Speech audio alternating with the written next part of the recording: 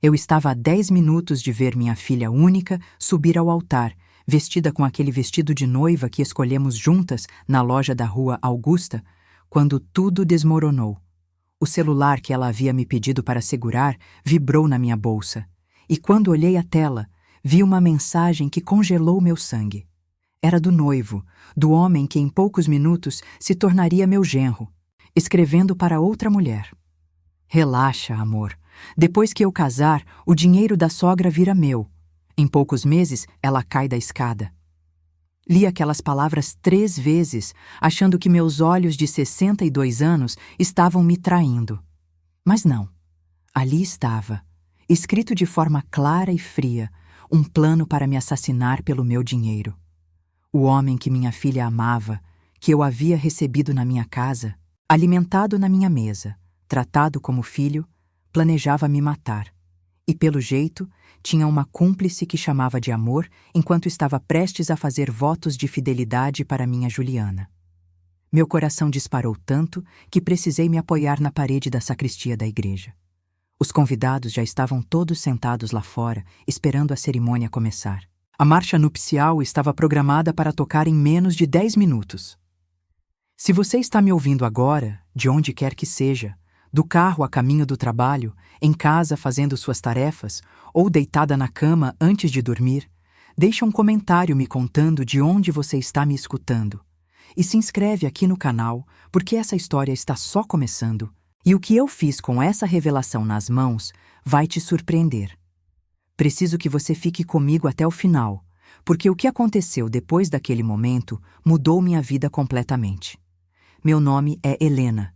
Tenho 62 anos e passei as últimas 4 décadas da minha vida construindo tudo do zero. Nasci em uma família simples de Belo Horizonte, filha de um motorista de ônibus e de uma costureira. Aprendi desde cedo que na vida nada cai do céu, que é preciso trabalhar duro e ter cabeça no lugar para conseguir alguma coisa. Quando tinha apenas 22 anos, casei com o Marcelo, um rapaz que conheci na faculdade de administração, onde eu estudava à noite, depois de trabalhar o dia inteiro como secretária. Ele era bonito, charmoso, me prometeu o mundo. 2 anos depois, nasceu a Juliana, minha filha única, o amor da minha vida. Mas a felicidade durou pouco. Quando Juliana tinha apenas 3 aninhos, o Marcelo morreu em um acidente de carro na Fernão Dias, voltando de uma viagem a trabalho. De uma hora para outra, me vi viúva, com uma criança pequena, uma dívida enorme do apartamento que tínhamos comprado e um salário que mal pagava as contas. Muita gente me aconselhou a desistir, a voltar para a casa dos meus pais, a aceitar que seria difícil demais criar uma filha sozinha. Mas eu não desisti. Trabalhei em 2, às vezes 3 empregos. Durante o dia, continuava como secretária. À noite, fazia trabalhos de contabilidade freelance em casa depois que colocava Juliana para dormir. Nos finais de semana, vendia cosméticos e bijuterias para complementar a renda. Dormir era luxo que eu não podia me dar. Teve época que eu dormia 4 horas por noite, mas minha filha nunca faltou nada. Ela tinha comida boa na mesa, roupa limpa, material escolar completo, cursos de inglês e informática. Eu me lembro de passar noites em claro costurando a fantasia dela para a festa junina da escola, porque não tinha dinheiro para comprar pronta. Me lembro de recusar convites para sair com amigas, porque cada centavo era contado e planejado. Minha vida social se resumia a levar Juliana no parque aos domingos, e olhe lá. Mas o esforço valeu a pena. Com o tempo, fui promovida no trabalho, passei a ganhar melhor e comecei a investir em pequenos negócios. Tinha um tino comercial que herdei da minha mãe, aquela capacidade de ver oportunidades onde outros viam só dificuldade. Aos poucos, fui comprando imóveis pequenos, reformando e alugando. Comecei com um quartinho de fundos em Contagem, depois um apartamento em venda nova, e assim fui crescendo. Também investi em ações, em fundos, sempre com cuidado, sempre estudando antes de dar cada passo. Juliana cresceu vendo a mãe batalhar, vendo que mulher não precisa de homem para vencer na vida, que com trabalho e inteligência a gente chega onde quiser. Ou pelo menos, era isso que eu pensava que estava ensinando.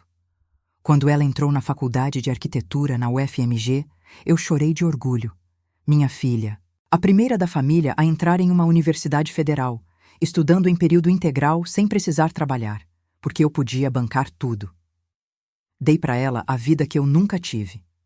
Ela morava comigo em um apartamento amplo e confortável, no bairro Savassi que eu tinha comprado alguns anos antes. Tinha carro próprio que dei de presente quando ela passou no vestibular. Mesada generosa para ela não precisar se preocupar com dinheiro e pudesse focar nos estudos. Paguei cursos de especialização, viagem de formatura para a Europa, tudo. Nunca neguei nada para minha Juliana. Era minha filha única, meu tesouro, a razão de todo o meu esforço. Foi na faculdade que ela conheceu o Ricardo. Ele estava no último ano de engenharia civil quando eles começaram a namorar. Juliana tinha 19 anos e ficou completamente encantada com ele. Trazia o rapaz em casa toda semana.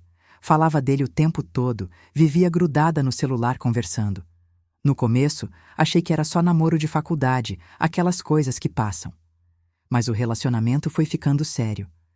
Ricardo era educado comigo, sempre muito simpático, me chamava de Dona Helena com respeito, elogiava minha comida quando vinha jantar em casa. Parecia um bom rapaz. Vinha de uma família mais simples que a nossa. O pai era mecânico e a mãe dona de casa. Moravam em Santa Luzia. Ele estudava com bolsa e trabalhava meio período em um escritório de engenharia para se sustentar. Eu até admirava o esforço do menino. Me lembrava de mim mesma na juventude. Conforme o namoro avançou e eles foram ficando mais sérios, comecei a ajudar Ricardo também. Quando ele comentou que estava difícil pagar as contas e estudar ao mesmo tempo, ofereci um quarto no meu apartamento para ele não precisar perder tanto tempo no trânsito entre Santa Luzia e a faculdade. Quando ele se formou e estava procurando emprego melhor, usei meus contatos para conseguir uma entrevista para ele em uma construtora grande aqui de Belo Horizonte. Quando ele passou e precisava de roupa adequada para trabalhar, dei dinheiro para ele comprar. Afinal, ele era o namorado da minha filha, praticamente já fazia parte da família. Juliana estava tão feliz e a felicidade dela sempre foi minha prioridade. Depois de 4 anos de namoro, Ricardo pediu ela em casamento. Foi em um restaurante chique que eu paguei, com o anel que eu ajudei a comprar, e Juliana disse sim, radiante de felicidade. Começamos a planejar o casamento imediatamente. Juliana queria uma festa grande, linda, inesquecível. E como sempre, eu disse que sim. Contratei a melhor buffet de Belo Horizonte, a igreja mais bonita, o vestido de noiva foi importado, as alianças de ouro branco com diamantes. Ricardo não tinha condições de bancar metade, então eu paguei praticamente tudo. Ele agradecia, sempre muito educado, sempre muito gentil. Mas eu notava um brilho nos olhos dele quando falávamos dos custos, que me deixava levemente desconfortável. Era como se ele estivesse fazendo contas na cabeça, avaliando quanto eu valia. Mas eu afastava esses pensamentos. Achava que era paranoia minha, coisa de mãe superprotetora que nenhum homem seria bom o suficiente para sua filha. Além disso, Juliana estava tão feliz. Ela brilhava quando falava do casamento, dos planos para o futuro. Eles queriam morar em um apartamento próprio e novamente fui eu quem deu a entrada de um imóvel lindo em um condomínio novo no bairro Burites. Ricardo agradeceu, me abraçou, me chamou de mãe. A senhora é a mãe que eu nunca tive, Dona Helena, ele disse com lágrimas nos olhos. E eu acreditei. Deus me perdoe, mas eu acreditei em cada palavra. As coisas começaram a mudar sutilmente depois que eles se mudaram para o apartamento novo, uns 3 meses antes do casamento. Juliana começou a ficar mais distante. Ligava menos, visitava menos. Quando eu perguntava se estava tudo bem, ela dizia que estava apenas ocupada com os preparativos do casamento e adaptação à vida de quase casada. Ricardo também mudou. Continuava educado, mas havia uma certa frieza que não existia antes. Ele começou a fazer comentários sobre minha idade, sobre como eu deveria pensar em me aposentar, em desacelerar. A senhora já trabalhou demais na vida. Dona Helena, tá na hora de descansar, aproveitar, ele dizia. Na época, achei que era preocupação genuína. Hoje eu sei que ele queria me ver vulnerável, dependente. Um dia, cerca de um mês antes do casamento, fui visitar Juliana no apartamento novo sem avisar. Queria levar umas coisas para ela, toalhas de banho que tinha comprado em promoção, essas coisas de mãe. Quando cheguei, usei a chave que ela tinha me dado para emergências. Eles não estavam na sala, mas ouvi vozes vindo do quarto. Não era minha intenção espiar, mas o que ouvi me fez congelar no corredor. Era Ricardo falando ao telefone. Não se preocupa, meu amor. Isso aqui é temporário. A velha é rica, tem apartamentos, investimentos, muito dinheiro guardado. Ela não tem mais ninguém além da Juliana. Quando eu casar, tudo isso vai ser nosso. A Juliana faz tudo o que eu mando. Ela é boba, apaixonada. E a sogra me adora, confia em mim completamente. Meu sangue gelou. Fiquei parada ali, segurando aquelas toalhas, sem conseguir processar o que estava ouvindo. Antes que pudesse reagir, Juliana saiu do banheiro e me viu. Mãe, o que você está fazendo aqui? Ela perguntou assustada. Ricardo apareceu atrás dela, desligando o celular rapidamente. Dona Helena, que surpresa! Ele disse, mas o sorriso não chegou aos olhos. Eu disse que tinha trazido umas coisas, que devia ter ligado antes e saí de lá o mais rápido possível. Minha cabeça estava girando. Tentei me convencer de que tinha entendido errado, que a conversa era sobre outra coisa, mas no fundo do meu coração, uma sementinha de dúvida tinha sido plantada. Nas semanas seguintes, comecei a prestar mais atenção. Notei como Ricardo sempre puxava assuntos sobre minhas finanças, sobre meus investimentos, sobre meu testamento. Notei como Juliana concordava com tudo que ele dizia, como ela tinha mudado, ficado mais submissa, menos parecida com a menina forte e independente que eu tinha criado. Notei como os dois trocavam olhares quando eu mencionava qualquer coisa sobre dinheiro. Mas o que eu poderia fazer? Confrontar minha filha às vésperas do casamento baseada em uma conversa que escutei sem querer? Ela diria que eu estava louca, que era ciúme, que eu não queria vê-la feliz. E talvez ela estivesse certa. Talvez eu estivesse vendo coisas onde não havia nada. Então chegou o dia do casamento. Eu tinha gastado uma fortuna naquela festa. 200 convidados, buffet completo, open bar, decoração com flores importadas, banda ao vivo. O vestido de Juliana custou mais que meu primeiro carro, mas valia cada centavo ver minha filha feliz, ou pelo menos era o que eu dizia para mim mesma. Estávamos na sacristia da igreja, faltando 15 minutos para a cerimônia começar. Juliana estava linda, nervosa, ajeitando o véu no espelho.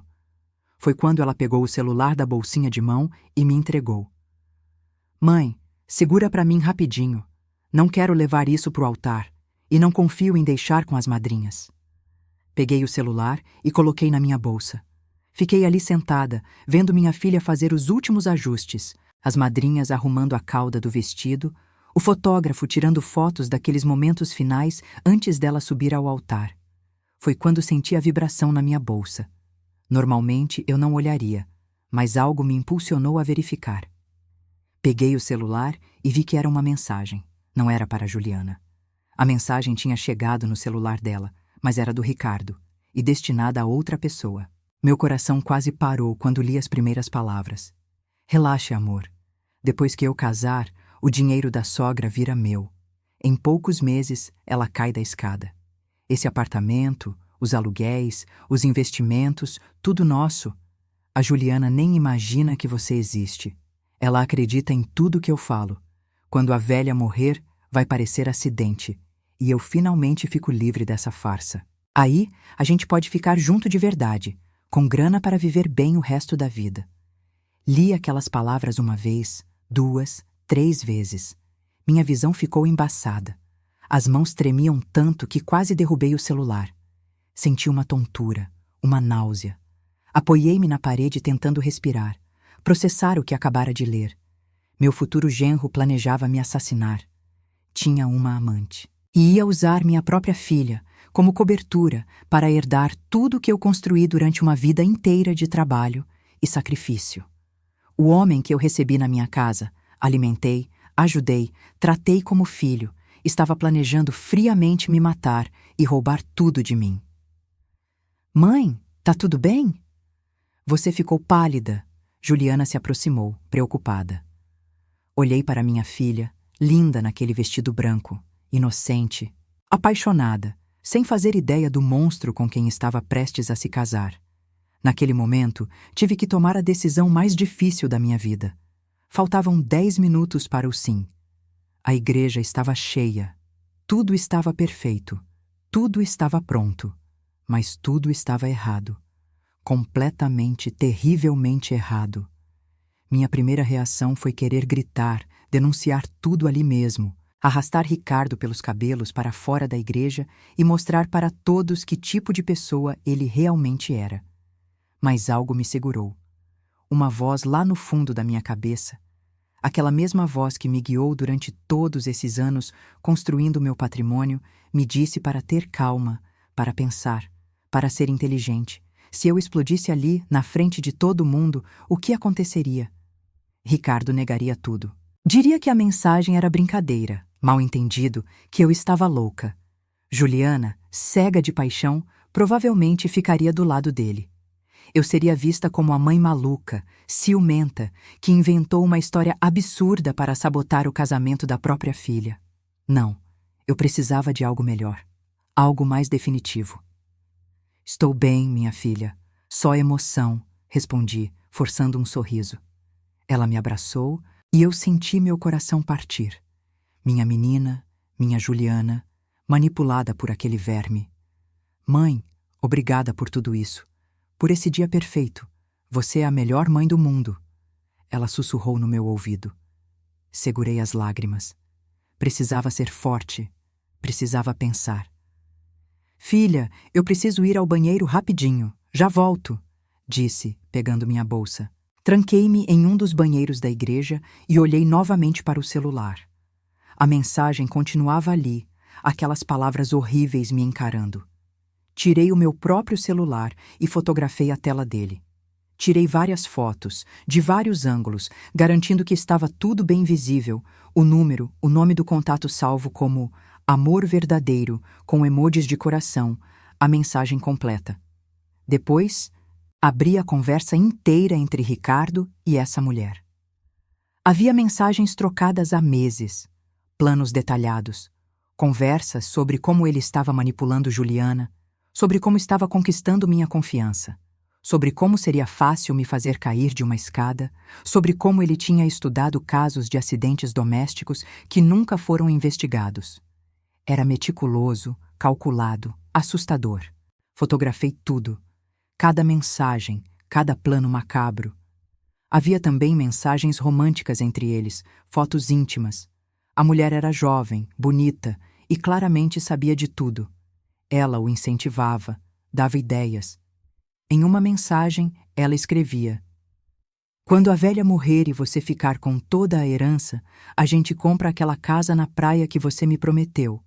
Finalmente, vamos poder viver nosso amor livremente. Era de revirar o estômago. E o pior é que Ricardo respondia: Logo, logo, meu amor. Só mais alguns meses de fingimento. Casar com a Juliana é só um passo necessário. A mãe dela confia em mim, não vai suspeitar de nada.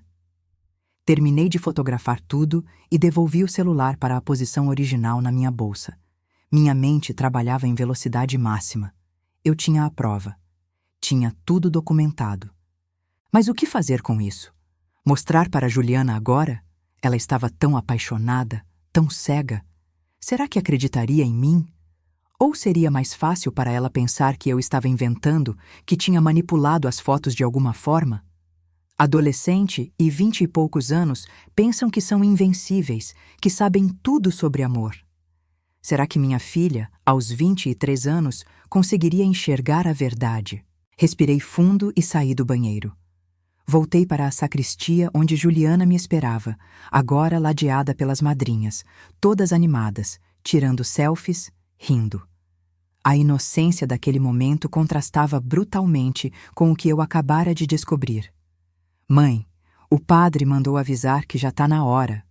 Uma das madrinhas me disse. Olhei para minha filha. Ela estava radiante, feliz, prestes a cometer o maior erro da vida dela. e eu tinha segundos para decidir o que fazer. Foi quando percebi algo. Olhando para Juliana, para aquele sorriso inocente, para aqueles olhos brilhando de felicidade, entendi que se eu parasse o casamento agora, mesmo com provas, mesmo com as fotos, ela me odiaria, pelo menos no primeiro momento. Ela estava apaixonada demais, iludida demais. Ricardo tinha trabalhado bem esses 4 anos. Tinha conquistado não só a confiança dela, mas também tinha minado minha influência. Nos últimos meses, sempre que eu expressava qualquer preocupação sobre qualquer coisa, Juliana respondia: "Mãe, você é muito controladora. O Ricardo diz que você tem dificuldade de me ver crescer." Ele tinha plantado a semente da desconfiança entre nós. Se eu cancelasse esse casamento agora, ela jamais me perdoaria. E talvez, só talvez, ela fugisse com ele de qualquer jeito, e aí sim eu perderia completamente minha filha. Então tomei uma decisão. Uma decisão fria, calculada, estratégica. Eu deixaria o casamento acontecer. Deixaria Ricardo pensar que tinha vencido, que seu plano estava funcionando perfeitamente. Mas, ao mesmo tempo, eu tomaria minhas precauções. Protegeria meus bens, protegeria minha vida e, vagarosamente, cuidadosamente, abriria os olhos de Juliana para quem ela realmente tinha se casado. Não seria de uma vez, não seria traumático. Seria gradual, com provas que ela não pudesse negar. E quando o castelo de cartas de Ricardo desmoronasse, eu estaria lá para amparar minha filha. "Vamos, mãe, tá na hora." Juliana estendeu a mão para mim. Peguei sua mão e caminhamos juntas até as portas da igreja. Lá dentro, Ricardo estava no altar, lindo no terno que eu paguei, sorrindo aquele sorriso falso, esperando para casar com minha filha e eventualmente me assassinar. Os convidados se levantaram quando a marcha nupcial começou. As portas se abriram. Juliana me apertou a mão, emocionada. "Te amo, mãe," ela sussurrou. "Também te amo, minha filha."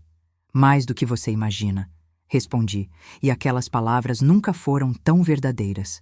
Caminhamos pelo corredor da igreja. Cada passo parecia pesar 1 tonelada. Eu olhava para Ricardo e via um assassino, via um manipulador, via um homem que tinha planejado meticulosamente destruir minha família e roubar tudo que eu construí. Mas meu rosto não mostrava nada disso. Eu sorria, acenava para os convidados, representava o papel da mãe orgulhosa e feliz. Quando chegamos ao altar, Ricardo estendeu a mão para Juliana. Ela largou meu braço e pegou a mão dele. Fui me sentar no primeiro banco, ao lado dos pais dele, pessoas simples que provavelmente não faziam ideia do monstro que tinham criado. A cerimônia começou. O padre falava sobre amor, compromisso, fidelidade. Cada palavra era uma ironia dolorosa. Olhei ao redor e vi a mulher. Ela estava lá. No meio dos convidados, algumas fileiras atrás, estava a amante. Reconheci ela das fotos que tinha visto no celular. Tinha tido a audácia de vir ao casamento. Estava me observando com um pequeno sorriso nos lábios. Nossos olhos se encontraram, e naquele momento, juro que vi um brilho de triunfo no olhar dela. Ela achava que tinha ganhado, que eu era só uma velha boba, prestes a ser eliminada. Mantive meu rosto neutro e desviei o olhar. Deixa ela pensar isso. Deixa ele pensar isso, por enquanto. O padre perguntou se alguém tinha alguma objeção ao casamento. O silêncio foi ensurdecedor. Eu poderia ter me levantado, poderia ter gritado que sim, que tinha todas as objeções do mundo, mas permaneci sentada, calada, observando. "Ricardo, você aceita Juliana como sua legítima esposa?" "Sim, eu aceito," ele respondeu, olhando para minha filha com uma expressão que eu agora reconhecia como falsa. "Juliana, você aceita Ricardo como seu legítimo esposo?" "Sim, eu aceito," minha filha respondeu, com lágrimas de felicidade escorrendo pelo rosto. E assim, em questão de minutos, minha filha se casou com um homem que planejava me assassinar. A festa foi exatamente como planejamos, tudo perfeito, tudo lindo, tudo caro. Dancei com Ricardo na valsa tradicional, ele me chamando de mãe, agradecendo por tudo, dizendo que cuidaria bem de Juliana. Eu sorria e pensava: você não faz ideia do que está por vir. Juliana estava radiante, dançando, rindo, apresentando o marido para todos. A amante tinha saído logo depois da cerimônia, provavelmente para não chamar atenção. Mas eu tinha visto. Eu sabia. E agora eu tinha um plano. Nos dias seguintes ao casamento, agi normalmente. Liguei para Juliana, perguntei sobre a lua de mel que eles fariam em Cancún, presente meu, obviamente. Conversei com Ricardo quando ele atendeu o telefone dela, fui simpática, amorosa. Mas nos bastidores eu estava me movimentando. A primeira coisa que fiz foi marcar uma consulta com meu advogado, o Dr. Antônio, que cuidava dos meus negócios há mais de 15 anos. Mostrei para ele as fotos das mensagens. Ele ficou pálido. Helena, isso é ameaça de morte. Você precisa ir à polícia, ele disse. Eu balancei a cabeça. Ainda não, Antônio. Primeiro eu preciso proteger meu patrimônio e abrir os olhos da minha filha. Se eu for à polícia agora, vai ser minha palavra contra a dele e Juliana vai ficar do lado dele. Doutor Antônio entendeu. Passamos horas reorganizando tudo. Mudamos meu testamento completamente. Antes, Juliana herdava tudo caso algo acontecesse comigo. Agora, criamos um trust complicado, onde ela só teria acesso ao dinheiro em parcelas durante anos e apenas se certas condições fossem cumpridas. Mais importante, Ricardo não teria acesso a nada. Mesmo sendo marido dela, por lei, meus bens eram todos anteriores ao casamento e em regime de separação total. Juliana tinha assinado a papelada antes do casamento sem nem ler direito, confiando em mim quando eu disse que era só uma formalidade. Agora eu agradecia por ter insistido nisso. Transferi a maioria dos meus ativos para empresas, tornando tudo mais complexo e inacessível. Mudei senhas, acessos, reorganizei tudo de forma que mesmo que algo acontecesse comigo, Ricardo não conseguiria colocar as mãos em nada. Também instalei câmeras de segurança no meu apartamento, câmeras discretas que ele não saberia que existiam.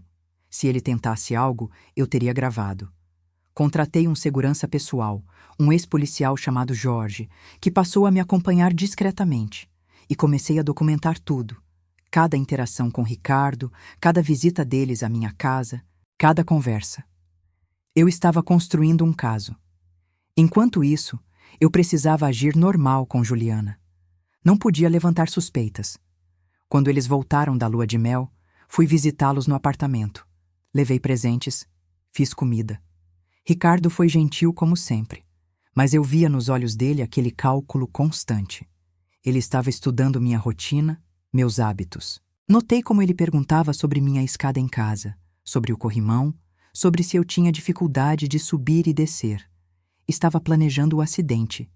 Cada pergunta dele era uma confirmação do que eu tinha lido nas mensagens. Juliana estava feliz, ou pelo menos era o que parecia. Mas eu, que a conhecia desde que nasceu, via pequenos sinais de que algo não estava bem. Ela estava mais magra, tinha olheiras. Quando perguntei se estava tudo bem, ela disse que sim, que era só cansaço do trabalho. Mas eu sabia que era mais que isso. Ricardo estava controlando ela, isolando ela. Notei como ele sempre estava por perto quando ela falava comigo, monitorando a conversa. Como ele sugeria que ela não precisava visitar a mãe tão frequentemente. Como ele sempre tinha uma desculpa para eles não irem almoçar comigo aos domingos, nossa tradição de anos. Um dia, cerca de um mês depois do casamento, Ricardo veio me visitar sozinho. Disse que Juliana estava no trabalho e que ele queria conversar comigo sobre uma coisa importante. Meu coração acelerou, mas mantive a calma. Ofereci café, nos sentamos na sala. Dona Helena, eu estava pensando que talvez a senhora deveria considerar vender alguns dos seus imóveis. Ele começou. Já pensou que trabalho é administrar tudo isso? A senhora merece descansar, viajar, aproveitar a vida. Eu e Juliana podemos ajudar a administrar o dinheiro da venda, investir para a senhora. Olhei para aquele homem sentado no meu sofá, na minha casa, bebendo meu café, e tendo a audácia de sugerir que eu entregasse meu dinheiro para ele administrar. Era de uma ousadia impressionante. Que gentileza sua se preocupar comigo, Ricardo. Mas estou bem. Obrigada. Gosto de manter as coisas como estão. Respondi calmamente. Vi um brilho de frustração nos olhos dele. Mas, dona Helena, a senhora não está ficando mais jovem. E se algo acontecer? É melhor organizar as coisas agora, enquanto a senhora pode decidir. Está tudo organizado, querido. Pode ficar tranquilo. Respondi com um sorriso. Ele insistiu mais um pouco, mas percebeu que não estava chegando a lugar nenhum. Quando foi embora, eu sabia que ele ficaria mais desesperado. E pessoas desesperadas cometem erros. Eu só precisava esperar. Continuei minha rotina, mas sempre com cuidado redobrado. Jorge, meu segurança, estava sempre por perto, discretamente. Nunca bebia nada que Ricardo ou Juliana oferecessem sem ver sendo preparado. Checava minha comida.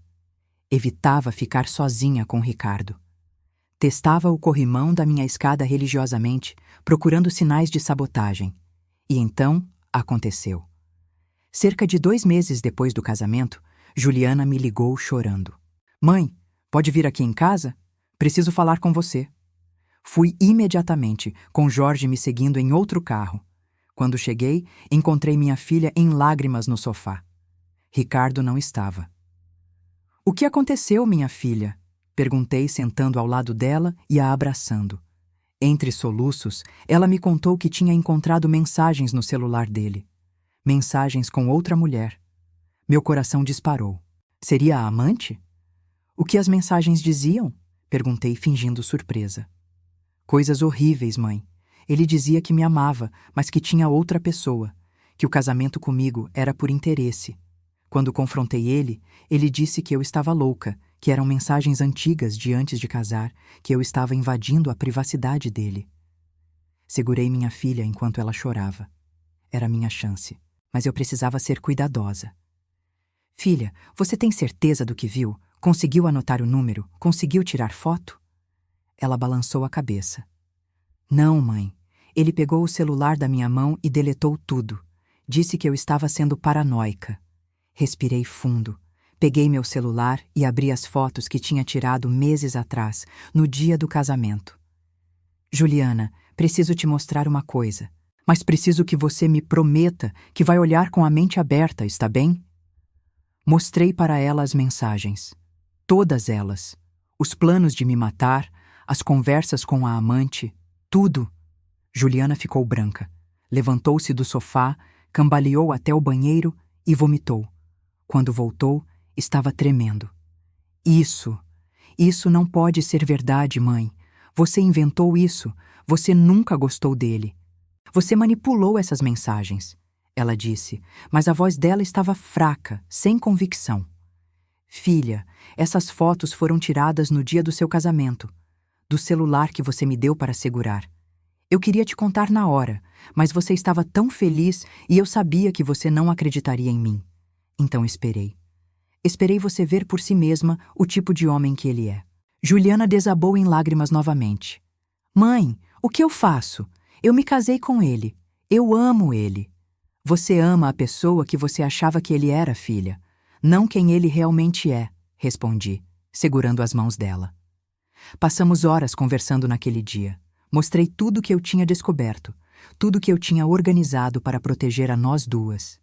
A princípio, Juliana ficou brava comigo por não ter falado antes, mas aos poucos, conforme a realidade foi se estabelecendo, ela entendeu que eu estava tentando protegê-la da melhor forma possível. Mãe, o que a gente faz agora? Ela finalmente perguntou, com os olhos vermelhos de tanto chorar. Agora a gente vai dar a ele exatamente o que ele merece, respondi. E foi aí que começamos a planejar. Juliana quis ir à polícia imediatamente, mas eu a convenci de que precisávamos de mais provas. As mensagens eram de meses atrás. Ricardo poderia alegar que eram brincadeira, que estava bêbado, qualquer desculpa. Precisávamos de algo mais concreto. Então bolamos um plano. Juliana voltaria para casa, agiria normalmente com Ricardo, mas estaria documentando tudo. Instalamos um aplicativo no celular dela que gravava todas as conversas. Colocamos câmeras escondidas no apartamento deles. Durante as semanas seguintes, Juliana representou o papel da esposa dedicada enquanto reunia evidências. Ricardo, achando que tinha ela na palma da mão, ficou cada vez mais ousado. Falava abertamente ao telefone com a amante quando achava que Juliana estava dormindo. Discutia os planos. Em uma gravação particularmente damning, ouvimos ele dizendo para a amante: "A velha está difícil de manobrar. Mudou tudo, blindou tudo, mas não se preocupa, já tenho um plano B. Um acidente de carro pode resolver. Tenho um amigo mecânico que pode mexer nos freios, vai parecer falha técnica." Ouvir aquilo foi aterrorizante. Ele tinha evoluído do plano da escada para algo mais sofisticado. Imediatamente fiz revisões completas no meu carro, coloquei rastreadores, avisei Jorge. Mas também sabia que tínhamos material suficiente agora. Era hora de agir. Dr. Antônio organizou tudo com a polícia. Marcamos um encontro no apartamento de Juliana com o pretexto de um jantar em família. Ricardo não suspeitava de nada. Juliana tinha sido perfeita em sua atuação. Ele acreditava completamente que ela não sabia de nada. Na noite marcada, cheguei ao apartamento. Ricardo me recebeu com aquele sorriso falso de sempre. "Dona Helena, que prazer! Juliana fez aquela sua lasanha favorita." Entramos, nos sentamos para jantar. A conversa foi normal, trivial. Depois da sobremesa, toquei na campainha. Era Jorge, acompanhado de 2 detetives da Polícia Civil. "O que está acontecendo?" Ricardo perguntou confuso. Os detetives entraram. "Ricardo Mendes, você está sendo preso por ameaça de morte e conspiração para cometer homicídio." Um deles disse, mostrando o mandado. Ricardo ficou branco. "O quê? Isso é loucura! Dona Helena, o que é isso? Juliana, faz alguma coisa." Olhei para ele com uma calma que eu não sabia que tinha. "É exatamente o que você merece, Ricardo. Achava que eu era uma velha boba, não é? Que seria fácil me matar e ficar com meu dinheiro?" Juliana se levantou, tirou um pendrive da bolsa. Tudo aqui, todas as conversas, todas as ameaças, todos os planos, gravados nas últimas semanas. A expressão no rosto dele foi de puro choque. Ele olhou para Juliana como se a visse pela primeira vez. Você sabia? Você me traiu?" "Não," Juliana respondeu com uma firmeza na voz que me encheu de orgulho. "Você me traiu. Traiu minha confiança, meu amor, minha família, e achou que ia se safar." Ricardo tentou argumentar, tentou negar, mas os detetives já tinham ouvido o suficiente. Algemaram ele e o levaram. Antes de sair, ele me lançou um olhar de ódio puro. "Você vai se arrepender disso, velha. Você e sua filha vão se arrepender." "A única pessoa que vai se arrepender aqui é você," respondi calmamente. Depois que levaram Ricardo, Juliana desabou nos meus braços. Choramos juntas, um choro de alívio, de dor, de liberação. Minha filha tinha sido forte, tinha sido corajosa e agora estava livre. Nos dias seguintes, mais coisas vieram à tona. A amante foi interrogada e confirmou tudo. Ela, inclusive, tinha provas adicionais, mensagens que ela tinha guardado como seguro caso Ricardo a traísse também. Ricardo foi formalmente acusado, e com todas as evidências que tínhamos, não havia como escapar. Seu advogado tentou negociar, mas a promotoria não estava interessada. Ameaça de morte, conspiração para homicídio, tudo isso daria anos de prisão. O julgamento foi rápido. Com todas as provas que apresentamos, o júri levou menos de 2 horas para deliberar, culpado em todas as acusações. Ricardo foi condenado a 12 anos de prisão. Quando a sentença foi lida, ele olhou para mim com aquele mesmo olhar de ódio. Mas dessa vez, eu apenas sorri. Ele tinha subestimado completamente quem eu era. Tinha visto uma velha, uma vítima fácil. Não tinha visto a mulher que construiu um império do zero, que criou uma filha sozinha, que sobreviveu a tudo que a vida jogou nela. Esse foi seu erro. Quanto à amante, ela foi acusada como cúmplice. Pegou 5 anos, com possibilidade de liberdade condicional em 3. Honestamente, não me importei muito com ela. Era apenas uma idiota que se envolveu com o homem errado. O importante é que Ricardo estava onde devia estar e não representava mais uma ameaça. Juliana iniciou o processo de divórcio imediatamente. Foi rápido, já que o casamento mal tinha completado 3 meses e ele estava preso por tentar matar a sogra. Não houve divisão de bens, obviamente, já que tínhamos regime de separação total e ele estava sendo condenado criminalmente. Minha filha ficou devastada por um tempo. Afinal, ela tinha amado aquele homem, ou pelo menos a versão dele que ele mostrava. Mas com o passar dos meses, com terapia e muito apoio, ela foi se recuperando. Foi redescobrindo quem ela era, fora daquele relacionamento tóxico. Voltou a ser a Juliana que eu conhecia, forte, independente, inteligente. Ela se mudou de volta para meu apartamento por um tempo, até sentir que estava pronta para viver sozinha novamente. E quando finalmente se mudou, foi para um apartamento menor, que ela mesma alugou com seu próprio dinheiro do trabalho. Ela quis fazer as coisas do jeito dela, sem depender de mim, e isso me encheu de orgulho. Quanto a mim, aquela experiência mudou completamente minha perspectiva. Por anos, meu foco tinha sido construir patrimônio, garantir segurança financeira, dar tudo para a Juliana. Mas quase fui morta por causa disso. Percebi que dinheiro, embora importante, não é tudo. Comecei a viajar mais, a aproveitar a vida. Conheci um grupo de amigas da minha idade em um clube de leitura e passamos a nos encontrar toda semana. Comecei aulas de dança, algo que sempre quis fazer, mas nunca tive tempo. Até conheci alguém, o Maurício, um senhor viúvo de 65 anos, ex-professor, com quem saio de vez em quando. Nada sério, apenas companhia, conversas boas, jantares agradáveis. Também comecei a fazer trabalho voluntário, ajudando mulheres em situações de violência doméstica.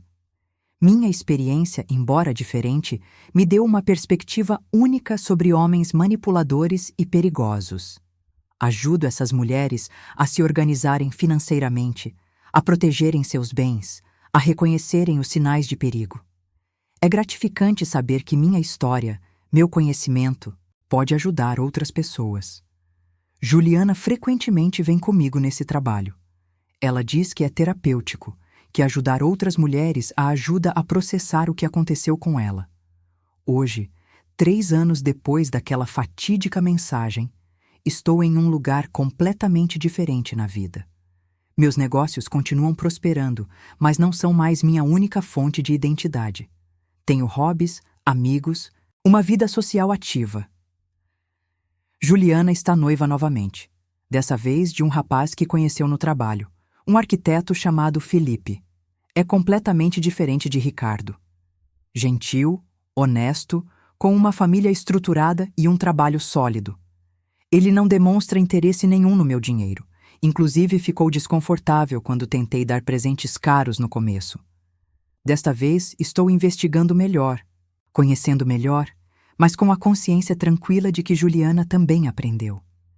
Ela está de olhos bem abertos agora. Ricardo ainda está preso. Vai ficar lá por um bom tempo ainda. Às vezes penso nele, naquele homem que tinha tanto potencial desperdiçado em ganância e maldade. Se ele tivesse realmente amado minha filha, se tivesse sido honesto, teria tido uma vida boa. Teria tido uma família. Mas ele escolheu o caminho da manipulação, da mentira, da violência. E agora paga o preço. Juliana me disse que ele mandou uma carta dela da prisão, uns 6 meses atrás, pedindo perdão, dizendo que estava arrependido. Ela não respondeu. Não há o que responder. Algumas ações não têm volta.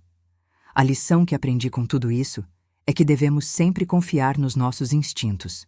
Quando ouvi aquela conversa dele ao telefone, meses antes do casamento, meu instinto me disse que algo estava errado. Eu deveria ter agido na hora. Mas, ao mesmo tempo, talvez as coisas tenham acontecido exatamente como deveriam. Se eu tivesse impedido o casamento baseada apenas naquela conversa, talvez não tivéssemos provas suficientes para realmente acabar com ele. Talvez Juliana nunca tivesse realmente visto quem ele era. As coisas acontecem no tempo certo. Eu acredito nisso agora. Também aprendi que nunca devemos subestimar ninguém, especialmente mulheres mais velhas. A sociedade nos ensina a ver mulheres da minha idade como invisíveis, irrelevantes, ultrapassadas. Ricardo cometeu esse erro. Achou que por eu ter 62 anos, seria fraca, fácil de manipular, fácil de eliminar. Não fazia ideia de que essa mulher de 62 anos tinha sobrevivido a tanta coisa, tinha construído tanto, tinha tanto conhecimento e tantos recursos. Essa subestimação foi a queda dele. E, por fim, aprendi o valor da família verdadeira. Juliana e eu passamos por uma tempestade, mas saímos do outro lado mais próximas do que nunca. Não há mais segredos entre nós. Não há mais aquela distância que Ricardo tinha criado. Conversamos sobre tudo, apoiamos uma a outra, crescemos juntas. Ela entende agora os sacrifícios que fiz, e eu entendo agora que não preciso sacrificar tudo pela felicidade dela. Podemos ambas ser felizes, saudáveis, completas. É possível. Hoje de manhã, Juliana veio tomar café comigo. Trouxe o Felipe junto e ficamos conversando sobre os planos deles para o futuro. Eles querem se casar no ano que vem, uma cerimônia pequena, íntima, apenas família próxima e amigos queridos.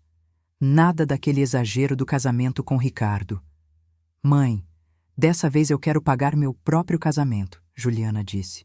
Não precisa, filha. Seria um prazer ajudar, respondi. Ela balançou a cabeça. Eu sei, mãe, mas quero fazer isso sozinha. Bom, não sozinha com o Felipe. Quero que seja nosso, sabe? Eu entendi perfeitamente. E me encheu de orgulho ver minha filha tão independente, tão segura de si. Enquanto os via conversando, rindo, fazendo planos, olhei pela janela do meu apartamento para a cidade de Belo Horizonte lá embaixo, essa cidade que me acolheu, onde criei raízes, onde construí tudo. Pensei em tudo que passei, desde aquela jovem viúva de 25 anos com uma filha pequena e um mar de dívidas, até hoje, uma mulher de 65 anos realizada, cercada de amor, com a filha feliz e saudável. Valeu cada lágrima, cada noite sem dormir, cada sacrifício.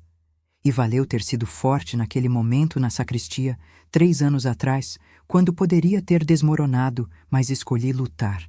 E você que está me ouvindo agora, que acompanhou essa história toda até aqui, me responde uma coisa. O que você teria feito no meu lugar? Teria impedido o casamento na hora? Teria deixado acontecer como eu fiz? Teria ido à polícia imediatamente? Comenta aqui embaixo, quero saber sua opinião. E se essa história tocou você de alguma forma, se te fez pensar, se te ensinou algo, compartilha com alguém que precisa ouvir. Às vezes, nossas histórias, por mais dolorosas que sejam, podem ajudar outras pessoas. E se você passou por algo parecido, se teve que enfrentar traição, manipulação, perigo, saiba que você não está sozinha. Somos mais fortes do que imaginamos. Só precisamos acreditar nisso.